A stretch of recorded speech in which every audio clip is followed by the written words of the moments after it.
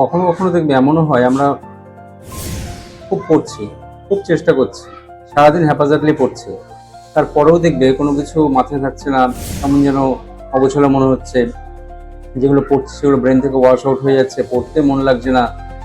সকাল থেকে উঠে থেকে এগুলো এরকম ভাবে ফিলিংস গুলো আসে। তো সেক্ষেত্রে বলবো যে এরকম না, অবিচ্ছিন্নভাবে পড়াশোনা না করে, হ্যাপাজার্টলি না করে সবকিছু সিস্টেমেটিক্যালি করো।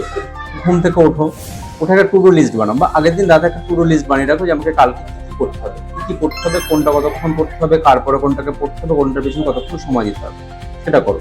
সকালবেলা ঘুম থেকে ওই টু ডু লিস্টটা ফলো করো, ফলো করো যে আমাকে কি কি করতে হবে। এটা নাম্বার ওয়ান। নাম্বার টু, তুমি সকালবেলা তোমরা মেডিটেশনটা করো।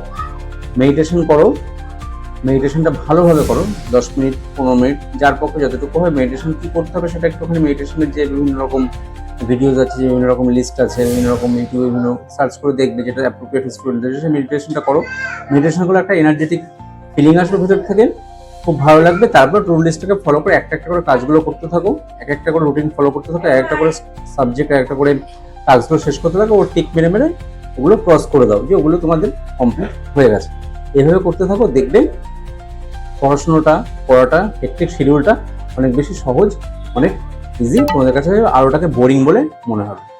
চ্যানেলটাকে সাবস্ক্রাইব করে আমি ছোটো ছোটো ট্রিক্সগুলোকে ফলো করো।